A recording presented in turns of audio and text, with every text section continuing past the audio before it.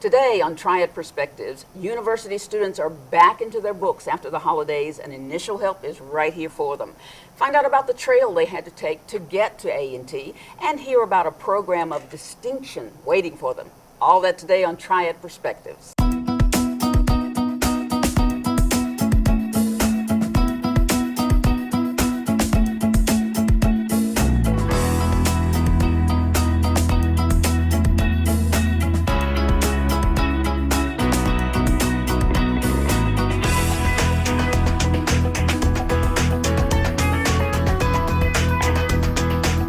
Sure, there are an array of services on A&T's campus to point students in the right direction to complete their career goals. Hello, I'm your host, Sandra Hughes, and happy to bring you this information from the TV studio at North Carolina A&T State University.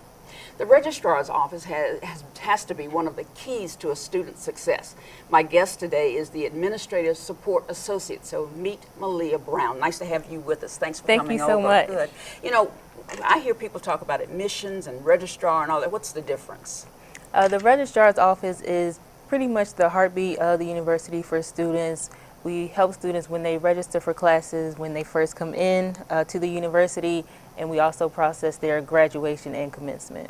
So how often do you see them between freshman year and when they leave? We see them pretty much every day from freshman year to their senior year. We also assist with registration for classes. So from their first class that they register for all the way up until their final classes in their senior year. Wow. So they come to you, is it just about classes or do they have other things that they bring to your office? Well, we handle, I said, graduation, class registration. We handle consortium students, which is the program with the greater Greensboro area that includes UNCG and Bennett College and GTCC. We also handle students that would like to withdraw from the university, students that have been with the university before and are now trying to come back to complete their degree. And we also do certification for athletes. So it sounds like you have your hands full. We do. We definitely have our hands full. And it sounds personal too. It doesn't sound just all academic. Is that right? Well, we take our job very seriously. Each student that we meet, we try to work with them best we can to help them with their process and their academic career here. So if a student has a problem, let's say they have a personal problem that has nothing to do with their actual assignments in class, do they come to you for that? Well, for personal problems, depending on the severity of the situation, we may refer them to our counseling services in Murphy Hall. So mostly we look at their grades and their academic issues. So do you keep up with a student whether they're coming to your office or not? Are you watching what they're doing? Well, unfortunately, we're not able to watch everything, but we do have quite a few students that we build relationships with, and whenever they need help, we try to help them the best we can. How many students do we have now? Right now, we have about 11,000 students. Wow. Is that an all-time high? It's about, I believe that has been our average for the last few years. That's good. Do we have room for more? Well, we always have room for more. So what does the Registrar's office do to make sure we keep that enrollment up instead of it dropping? Well, we definitely, our readmission program, we definitely try to help with students that have been here before and would like to complete their education here. So we try to work with them the best we can to have them come back to school and possibly transfer any credits. A lot of times students will leave A&T and they may come back and they want to transfer credits from another school. So we don't actually handle the transfer credit process, but we assist in that process to make sure they can come back and complete their education here. So if someone is sitting out there listening to us right now and they got through maybe the sophomore year and left, been gone 5 years, they're welcome to come back and try again, right? Absolutely. Do they have to start from the beginning?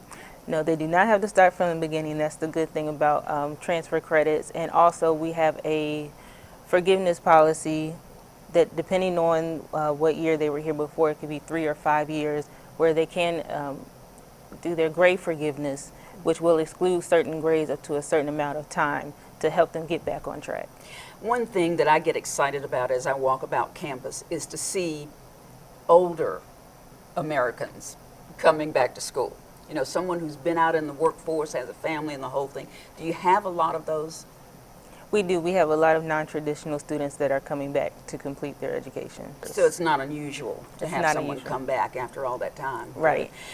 when you have someone come in your office, let's say, say I was in school here back in 1990, and I had to leave, how much does it take for them to catch up? Because a lot of things have happened in our world since then.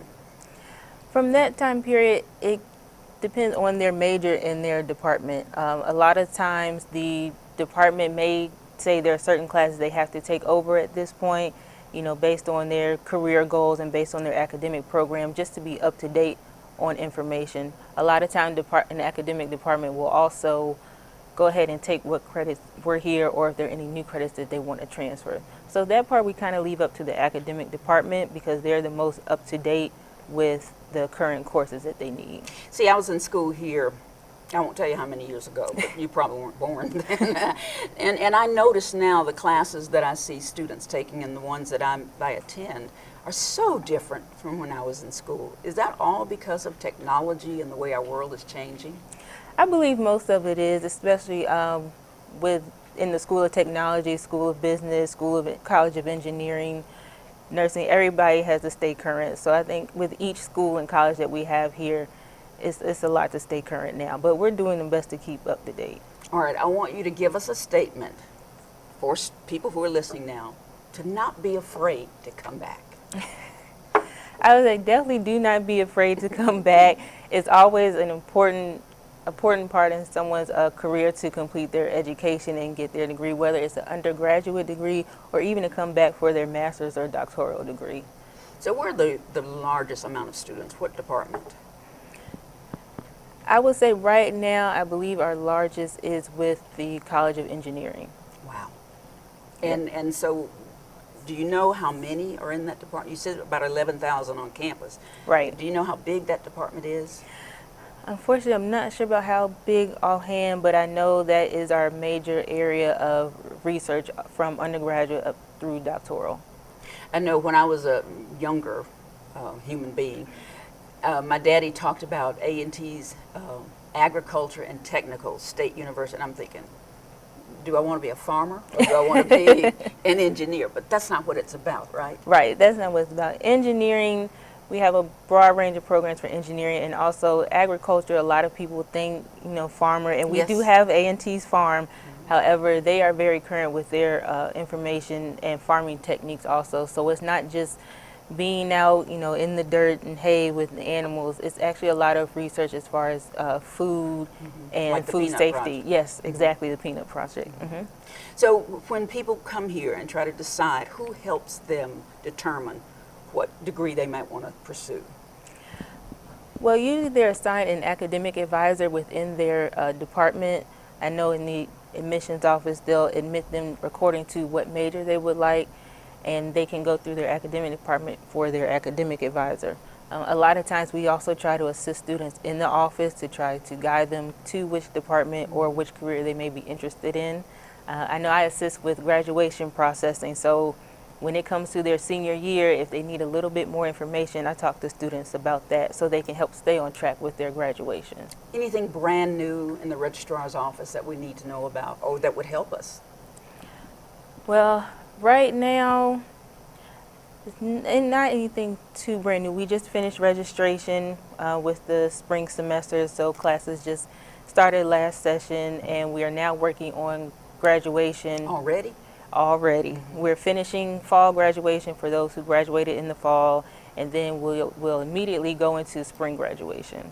All right. Okay. So let's remind all of our students now on campus and those who are getting ready to come to our campus that you're there. Yes. Are you the one they see, or how many people are in there like you? They can see me. I'm not at the front counter, but I am absolutely there to help any student anytime, and we are all there. Our staff is always committed to helping students each time they come into the office. Well, I'm going to come over there and walk around, just see what you do. We welcome I can't you. remember from long ago when I went to the registrar's office. But thank you very much for joining us today. Thank you for having and me. Continue with all the great work that you do. Absolutely. We're going to take a quick break right now, and when we come back, you'll hear why A&T is one of only 13 universities in the entire state to have this distinction. Don't miss it. We'll be right back.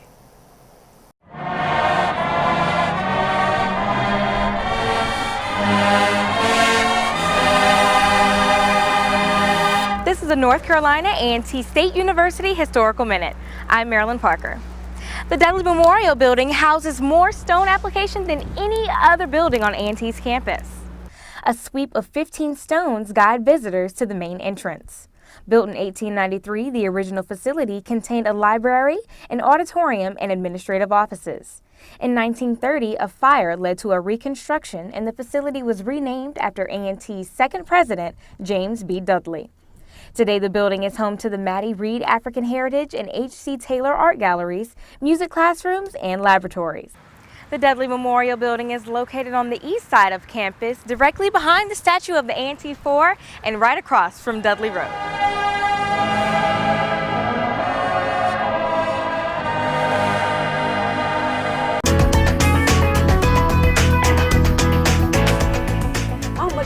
About the STEM program for high school students. Well, one of the best is right here at North Carolina A&T. The principal of the STEM Early College joins us now. She is Jamisha Williams, and she brought along with her one of her students, who is Meenakshi Imanani. Thank you both for joining us today. Thank you. Glad you came along with your principal. That's good too. Tell me, I still run into people and I say STEM and they don't know what I'm talking about. Explain STEM program. So STEM is an acronym for Science, Technology, Engineering, and Math. It grew out of a development of the Bill and Melinda Gates Foundation over a decade ago, in that we were trying to make United States schools more competitive internationally by focusing on STEM education. So why is it people don't know that much about it? Because it's fairly new. Engineering has been on the horizon for quite a while, but focusing public education in STEM education is something that has been developing, and I'm proud to say that the program we have here at A&T has helped to get the word out about what STEM education really is. Why bring it to a college campus? We brought it to a college campus so that our students could get exposure to all of the many opportunities that A&T has in STEM education. And so while they're here, they have the opportunity to be dually enrolled as college students, and that gives them the ability to see and do things that children in traditional schools don't typically get to do. So they're not just high school students who are located on A&T's campus. They're sort of being encompassed into the college student activities. Absolutely. So we call our students dually enrolled, meaning their 9th and 10th grade year, they are housed in Smith Hall. While they're housed in Smith Hall, we work with them to get through their North Carolina high school graduation requirements. Their junior and senior year, they pick a pathway. We have 3 pathways the students can select: engineering, biomedical sciences, renewable and sustainable energy. They pick a pathway, and then they are dually enrolled as full-time college students. Sounds like a big task. And so why don't you tell us why you got involved with STEM? I've always been good at science and math, so that's why I wanted to get into a school that focused mainly on science, because I wanted to pursue a career in one of the 4 fields. And I wasn't sure which, and this school I thought would help me decide which field I would be comfortable in pursuing career in. It sounds to me like you have to be pretty smart to be in this program. Is that right? Yeah, it's like time consuming and a lot of work related stress, but it's something we enjoy because we love the subject. You love the stress of the work. No, we love the subject more. So do you get to do anything else on campus other than study? Well, we've had a lot of programs in our school that we do, extracurriculars, and we're part of, we do homecoming with A&T's campus, and we try to get involved into campus because we want to feel like we're part of community here too. So Meenakshi, when you graduate, what are you seeing down the road? What's your career goal? I want to be in medicine. I want to be a pediatric surgeon. Oh, very good. So, and I want to focus on research too. That's something, being on campus has helped me. The biology department on campus has helped me decide I want to do research as well as medicine. How many students do you have? Currently we have 200 students. We have 100 9th and 10th graders and 100 11th and 12th graders. They don't live on campus though? No, they don't. So does a school bus come back and forth for Right, they are bused through Guilford County Schools from their homes here to A&T's campus. So when students like Meenakshi graduates, they don't graduate like they're graduating from high school. Is that right? They do. So they will earn their high school diploma and then up to 60 transferable college credit hours to the university of their choosing. So if she stayed here at A&T as a university student, where does she start? They've had 2 years of college experience. So in terms of the college experience, they are prepared, but they are 2 years younger in age. Okay. Do you mind that? Is that okay with you? I think it's okay because I think these 2 years has prepared us being in a college setting with people older than us by a couple of years. But see, you look like a little girl. So, so when you tell somebody you're a college student, they're going to say, oh, no, you're not. You can't be. You just got a wonderful distinction, making you one of 13 schools in the state with this distinction. Tell us about that. Yes, and we're a North Carolina STEM School of Distinction, and that is based on a rubric application process in which our school applied in a competitive process with other STEM schools in the state. Basically, the acknowledgement was based on our preparedness to put students in post-secondary education opportunities and achieve success. You must be pretty proud of that. I am extremely proud of it. So do you have another goal that you're trying to reach with the program? Certainly. Next year we will be applying for a state school of character and a national school of character. That aligns with the district character development and service learning initiatives. As we look across not just the state of North Carolina, but across the United States, do you know how many STEM programs there are? On the East Coast, I know that there are 72, like schools. Do you have room for more students? We have reached our cap of 200 students. Okay, all right. How did you find out about the program, Meenakshi? In 8th grade, I was introduced to like different early colleges and middle colleges, and my teacher told me about this new program that they're starting that's focused on STEM, and that was why I wanted to pursue applying to it and try to see if it's the right place for me. And it is? I think it is. So is it male and female students? Yes. Okay, good. Does that work out well for you? It does. We have a very diverse population. So if students are watching or listening to us right now who are in high school somewhere, or what, junior high school, how do they get to you? How do they find out more about what they need to do to come to STEM at A&T? Okay, we have a recruitment process that we use through Guilford County Schools. It begins in November with a magnet fair, and they can come and see us there. And then it follows up with 3 Magnet Mondays, where we open our doors to students. And students like Meenakshi are part of National Honor Society, and they take students from various schools through the process of being a STEM student. And they really get to visit and see what our school stands for. And then we put the students through an application process. And now is the timeline for that. The application process runs from January 11th through February 5th. You can get our application on our school website, and then we will send out selection letters in March. Do they pay tuition? They do not. That's wonderful. It is absolutely wonderful. It sure is. Goodness gracious. Do you have any friends, Meenakshi, that you are talking to about coming to STEM? Yes, a few have already come to STEM. My family friends who asked me about it and want to look at the different early colleges, and I always tell them I love it there. All right, if I said to you, what is the best thing in the world for you in the STEM program? I think it's the people, the teachers and the students, because it's an environment where I want to learn, and everybody else does too, and they want us to succeed. Okay, And so you're not about playing around here, honey. You're learning. Do they have to be very smart before they can get into the program? When I say smart, I mean like have really high grades. That is a part of our application process. We do look at grades and test scores, but we also want students that have the desire to learn and to be in a STEM program. So all of those components really weigh heavily on our selection process. Any tutoring? We do offer tutoring on site. Our juniors have a tutor in a study hall setting. Have you been tutored, Meenakshi? Yes. Whenever we struggle in a course, I usually go to office hours here with professors, or we go to the teachers we've had in 9th or 10th grade, ask for help, and they're usually there for after school hours or whenever they have a planning period. So you're not worried about failing or not getting through, right? Because I have the support I need. Ah, okay, and the smarts, obviously. Okay, so anything brand new coming up? You have a graduation for the first time, is that right? We are very proud to say that the class of 2016 is our inaugural class. And so this will be the very first graduation and the very first graduating class of STEM Early College here at A&T.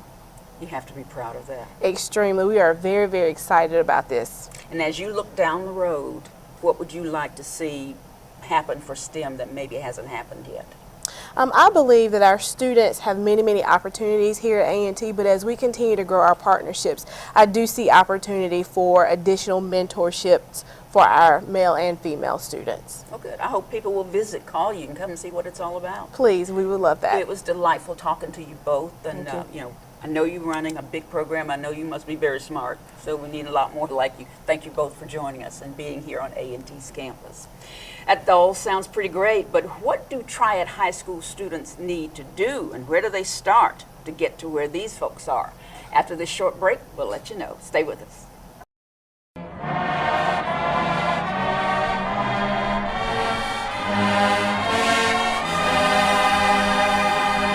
This is an A&T Historical Minute, and I am William Robson. The Corbett Sports Center opened December 3rd, 1978. It is named after Ellis F. Corbett, a 1931 graduate of A&T. Officially known as Mr. A&T, his official title was Sports Information Director. He performed many other roles on campus, including dorm counselor, and he was a member of the board in control of intercollegiate athletics. The three-story complex includes office space, classrooms, and 2 racquetball courts, in addition to an Olympic-sized swimming pool. Corbett also houses many of the human performance and leisure study courses at A&T. The Corbett Sports Center is the current home of the North Carolina A&T men and women's basketball teams and the swimming team. This has been a Historical Minute, and I am William Robson.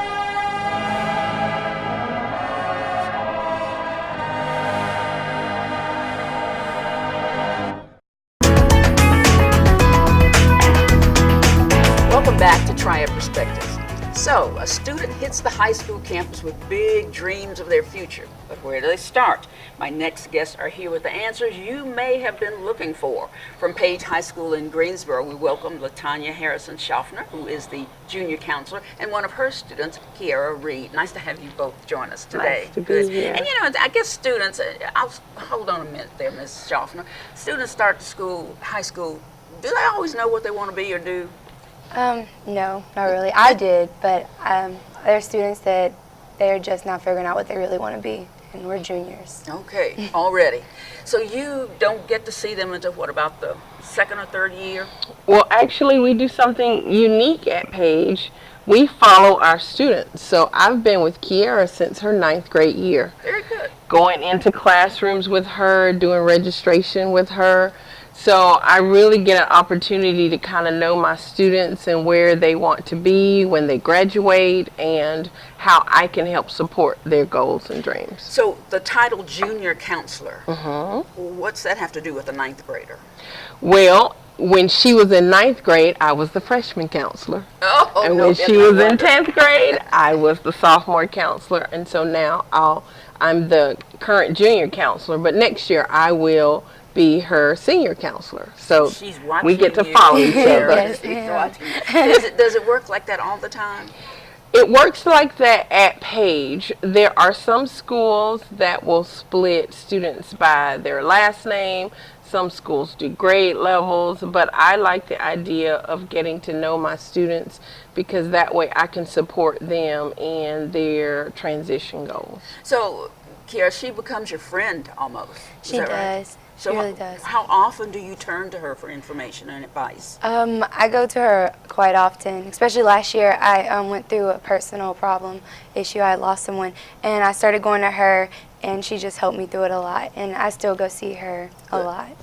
So when a high school student like Kiara comes to you and they say, I want to go to college, what do? Where do they start? Well, a lot of the things that we do as school counselors happen not only with our personal interactions and our one-on-one interactions, but we also go into classrooms to talk with students about what kinds of things they need to be doing each year if college is the goal.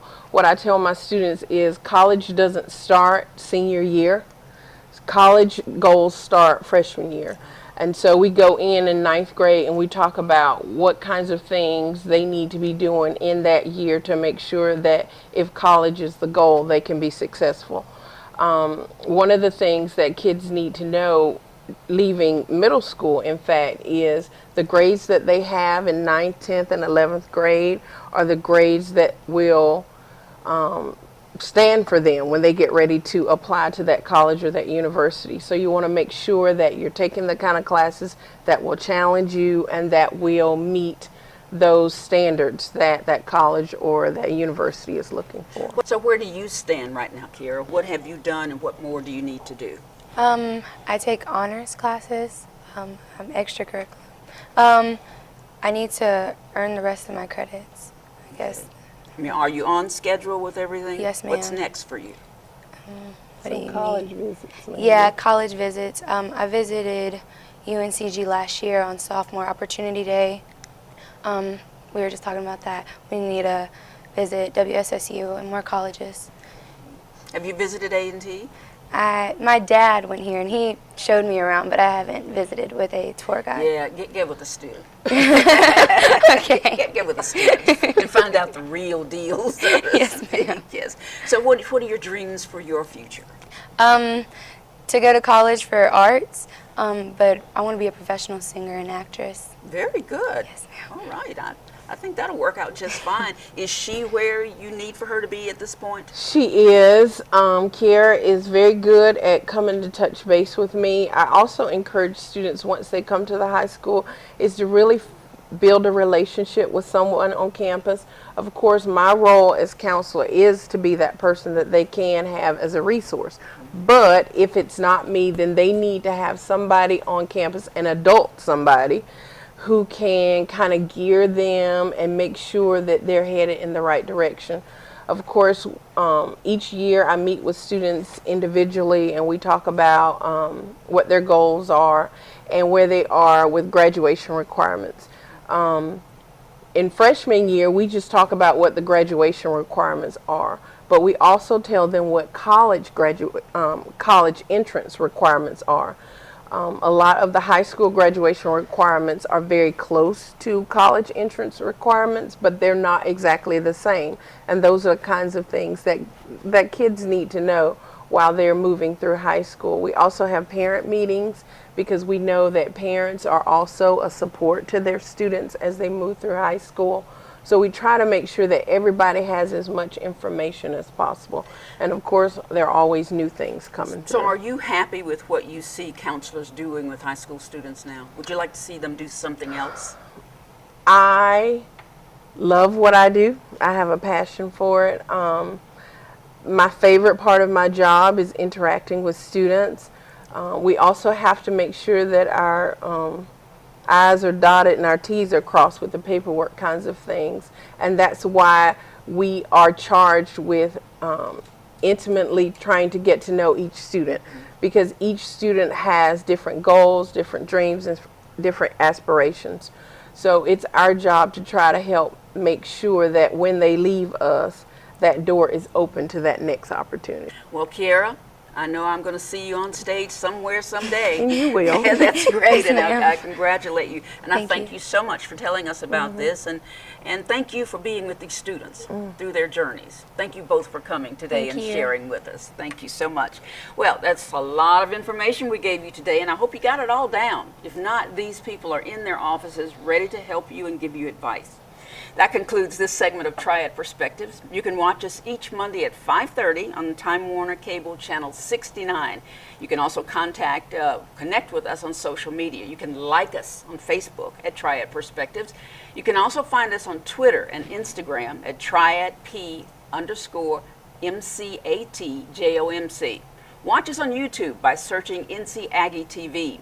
You can also reach out to us on our website because we want to hear from you. So leave your comments and your suggestions. Just type blogs.ncat.edu/TV studio. I'd love to hear from you. Thanks to all of our guests today, and thank you for watching. I'm Sandra Hughes. You have a great evening.